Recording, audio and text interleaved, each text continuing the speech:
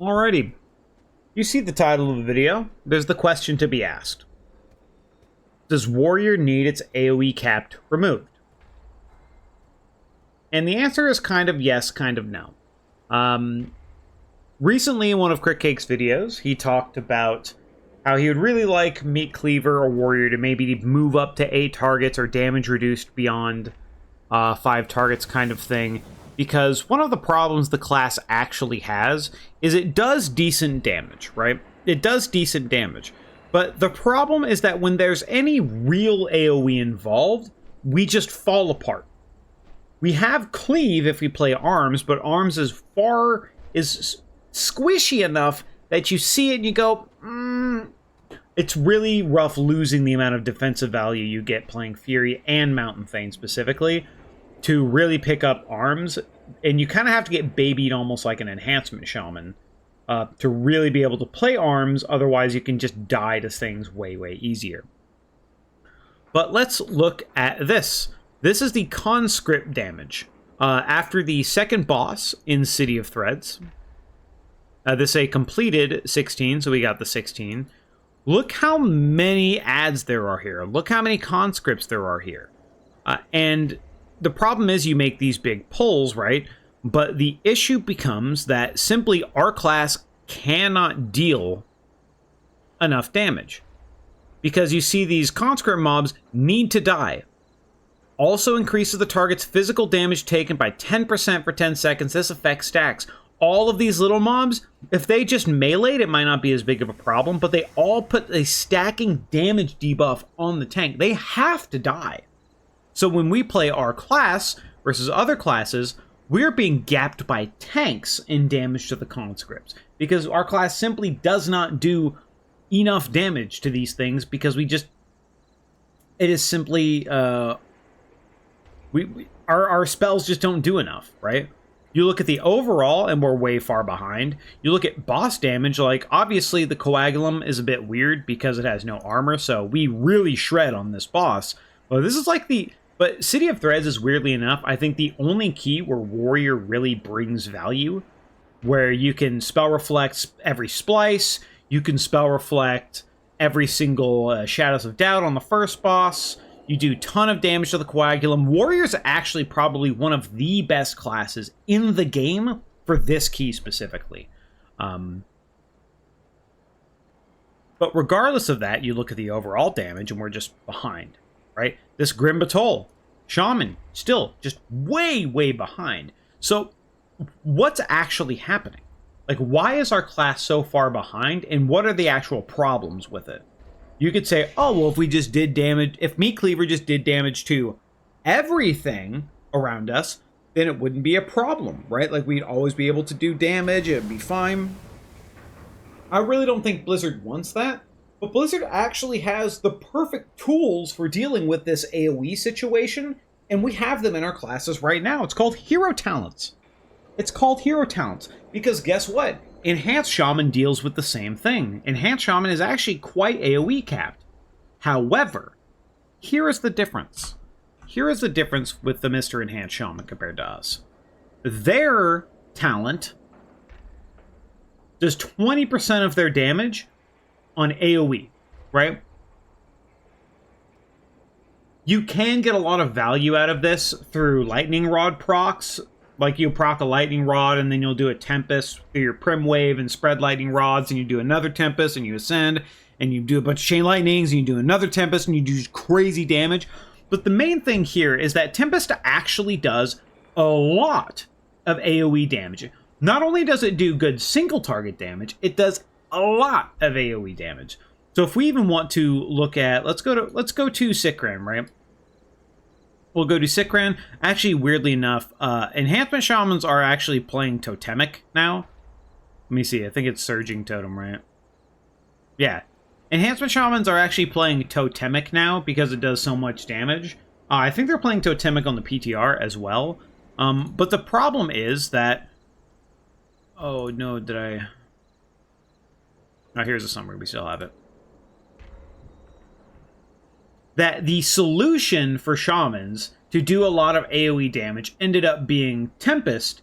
They do have Searching Totem, but it ended up being Tempest because you can multiplicatively scale it with Lightning Dogs and it does crazy damage. It does 21% of their damage. Oh wow, that's crazy. So then you look at a class like Warrior. Literal same key, by the way. Literal same key. You look at a class like Warrior, and you go, oh wow, well our hero talent, which is Thunderblast, is doing 20% damage too. Thunderblast, Thunderstrike. Isn't that great? But that's actually the problem. The problem is that Tempest does AoE damage in general. It just does AoE damage. But for us, the main value of Thunderblast isn't actually Thunderblast. The main value of Thunderblast is that through our hero talents, we guarantee a lightning strike every time you Thunderblast. This is the main value of Thunderblast, not that Thunderblast does damage by itself. So what they actually need to do, so compared to just changing our target cap and making us like 8 targets or reduced beyond 5 targets or whatever, because if you look at Tempest, hey, it's reduced beyond 5 targets too. You look at Thunderblast and Thunderclap, and hey, it's reduced beyond 5 targets too. The actual issue is that Thunderblast and Lightning Strike do too much single target. They actually do too much single target. What I would like to see, like if you look at, if we'll look at our single target on, let's say, General Umbrus, right? If you look at our single target here, you'll notice that Lightning Strike, it crit way less, but Lightning Strike is doing almost 3 times as much damage as Thunderblast. What I think they actually need to do to fix our AoE damage is redistribute the damage that is happening, and Lightning Strike should do way less, and Thunderblast should do way more. This is somewhat of an issue when you look at the balance of our hero talent, because things like Execute, things like Raging Blow, also proc Lightning Strikes. Like, where is it? See. Yeah, Raging Blow, Execute, and Thunderclap all have a chance to cast Lightning Strike, so our rotational abilities, we're casting a lot of Lightning Strikes through there, so they might have to, like, tweak it back and forth a little bit to get it right. But the actual solution to our AoE problems and some of the real unviability we're having, just frankly damage-wise, is that our pure talents don't do enough AoE damage. So doing this with the Thunderblast and putting Thunderblast like somewhere up here below Bloodbath and Lightning Strike down here instead, maybe around like the Thunderclap or Raging Blow damage, or maybe even less, would really smooth out our damage profile and keys a significant amount and actually make our class pretty good in AoE, as well as still in doing good priority damage, because it's balanced that way, that we still do good AoE because of Thunderblast. Now, one of the... I had it pulled up here. Oh, fuck, what was I going to talk about? Oh, I was going to talk about this. So here is the recent patch notes that we have received in Warrior, and this is the thing that's actually kind of problematic. You'll notice, oh, buff Mortal Strike, buff Cleave, buff Overpower, Dreadnought, Slam, Execute, Bloodthirst, Raging Blow, Bloodbath, Crushing Blow, Rampage. Odin's Fury is still not good enough to take. You go down, and then they even snuck in more Bloodthirst, more Bloodbath, more Raging Blow, more Crushing Blow, more Rampage, another 20% on almost everything, 50% on Execute. But you'll notice the problem is that there's actually no tuning to Thunderblast for us. There is no tuning for it, which means that it's not only falling farther behind in AoE, it is going to be even more impactful for us, as we're going to be we're doing less AoE damage because we're just being confined to being a 5-target spec. Which, if we do the most damage at 5 targets, it might be good, sure. But the problem is our class just needs to do more AoE damage. And they have the solutions in Thunderblast, in Demolish. Demolish actually does a lot of damage, and Colossus has a lot of amplifiers for Cleave. So Colossus is kind of fine. Colossus needs single target buffs. But even for Slayer and for Thane, we have Thunderblast, and we have Reap the Storm. And I really think that they could change things up. Like, one of the problems with Reap the Storm is the fact that it's just not consistent to play. It's not only is it not consistent, but Slayer has no defensive value, so in high keys, Thane becomes the better pick, right? So one of the things I think they really need to do is Reap the Storm just either needs to have a way higher chance to go, or it just should be like, for example, every other cleave you hit procs Reap the Storm. Or let's say you're playing Slayer and Keys, and then if your cleave hits at least 3 targets, you get a charge, and if your Mortal Strike hit, and then when you Mortal Strike, you get a charge. So every 2 Mortal Strikes, or if you cleave at least 3 targets and then Mortal Strike, Reaping goes off. It would just make it way, way, way more consistent, and it would allow Slayer to actually have an AoE damage profile built into the spec that would be able to overcome its single target nature. It would do the same for Fury, and then in Thane, redistributing how much damage Lightning Strike is actually doing to Thunderblast to make Thunderblast actually a good AoE button would really let the spec actually just flow very well, and your cooldowns would be even more important in how you set them up and where you're using your Thunderblast, and it would be more interesting and better if these spells were actually just good. Because the issue is that all of our base kits keep being buffed, but our hero talents are not being touched at all, and I think that's a massive mistake on Blizzard's end in terms of tuning our specs to actually be more efficient in doing more damage. Because realistically, you could say, oh, well, look how much damage you did on the boss that has no armor. Oh, wow, that's crazy. Oh, man, look how much damage you did on Eudix. Oh, you did as much damage as, like, he did as much damage as the Shaman on Eudix. Like, if you look at boss damage, we still did roughly, he did even a little more boss damage than I did, even though I'm hard target capped and he is not.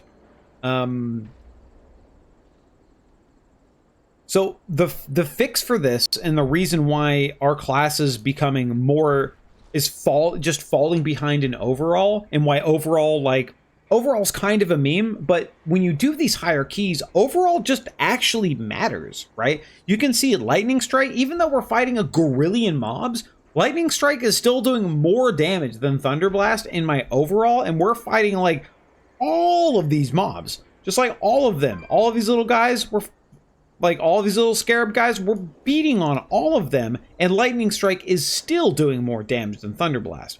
I really think they just need to buff Reap the Storm and change how it works so it's more consistent, and Thunderblast needs to be changed and buffed so it is so the damage threshold is less single target focused and more AoE.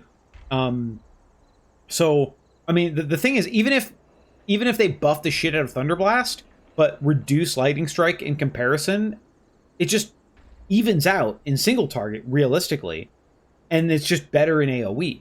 And then we can keep up with all of these classes that are doing way more AoE damage than we are, and it's built into our spec.